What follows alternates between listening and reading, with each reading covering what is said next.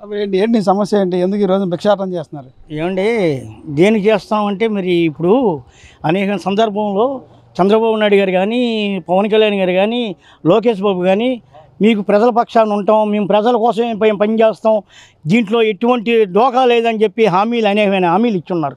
అయ్యా మేము ఇప్పటికైనా కోరుతున్నాం ఏంటంటే మీరు ఉద్దాక్షిణ ఉన్న వాళ్ళకి అందరికీ కూడా 4,000 రూపాయలు పెన్షన్ ఇస్తున్నారు. సంతోషం. మిమ్మల్ని 4,000 చేయండి బాబు అని ఎవరు అడగల. 2,000 నుంచి 3,000 చేశారు, 3,000 నుంచి 4,000 చేశారు. ఈరోజు ఫ్రీ బస్సు రేపు ఆగస్టు 15 నుంచి ఫ్రీ బస్సు వస్తే ఆటో కుటుంబాలు ఏమైపోతాయి? ఇవ్వండి, మీకు మేము ఆ ఫ్రీ బస్సుకి వ్యతిరేకం కాదు.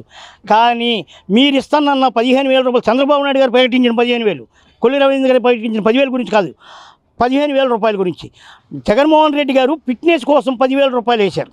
దేనికోసం? మీ కాగితాలు పోర్సులో పెట్టుకుంటారు బాబు, ఎవడన్నా చనిపోతే వాళ్ళ కుటుంబాలు నాశనం అయిపోతే, లేదు నువ్వేమైనా చనిపోతే నీ కుటుంబం నాశనం అయిపోద్ది, అలాగ అవ్వకుండా ఉండడం కోసమే మీకు ఈ 10,000 రూపాయలు అని వేశారు. ఈరోజు చంద్రబాబు నాయుడు గారు 15,000 ఎందుకు వేస్తున్నారు? రేపు ఫ్రీ బస్ వస్తే మీకు అన్యాయం జరగకూడదని చెప్పి. కానీ నువ్వు 15,000 ఇచ్చినా అన్యాయం జరిగిద్ది.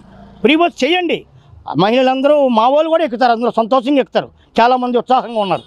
కానీ తెలంగాణ గవర్నమెంట్ ఏదో చేసింది, రేవంత్ రెడ్డి గారు ఏదో ఉత్సాహంగా చేశాడు, కాంగ్రెస్ గవర్నమెంట్ రావాలని చేశాడు, ఆయన అధికారంలోకి వచ్చాడు. అలాగే తను కూడా జగన్మోహన్ రెడ్డి గారిని ఇంటికి పంపించాలనుకున్నారు, అనేకమైన పథకాలు పెట్టారు, ఓకే మంచిది చేశారు. కానీ మీరు ఇచ్చే 15,000 రూపాయలు నెలకు ఎంత పడుతుంది? 1,000 రూపాయలు కూడా పడుతుంది. అంటే అయ్యో 1,300 1,400 పడుతుంది. అంటే సంవత్సరానికి ఎంత ఇస్తున్నారు మీరు? 15,000 వేస్తున్నారు. మరి ఉద్దాక్షంలో ఉన్నాడు, రేపో మాపో చచ్చిపోతాం అనుకున్నవాడికి మాలాంటి వాళ్ళకి 4,000 రూపాయలు ఇస్తే ఇది చాలా అన్యాయం అండి. కుటుంబానికి మీరు ఏదైతే మనం అడుగుతున్నామో, కనీసం ఆటో కుటుంబాలు బతకాలి అంటే మీరు ఆటో కుటుంబానికి 25,000 రూపాయలు వెయ్యాలనేది ప్రథమైన మా ప్రగతిశీల ఆటో కార్మిక సంఘం ఇఫ్టు కూడా డిమాండ్ అయింది. ఏంటంటే మాకు కుటుంబానికి 25,000 రూపాయలు వేయాలి. అలా వేయని పక్షంలో రేపు భవిష్యత్తులో ఏం జరిగింది విజయవాడలో, రాష్ట్ర వ్యాప్తంగా కూడా, ఒక్క విజయవాడకే కాదు కదా బస్సులు, మొత్తం రాష్ట్ర వ్యాప్తంగా కూడా మీరు ఫ్రీ బస్ పెట్టారు. కాబట్టి అందరూ కార్మికులు దాదాపు 15-20 లక్షల మంది ఆటో కార్మికులు వాళ్ళ భార్య పిల్లలు చూసుకోవాలంటే 50 లక్షలు దాటుతారు.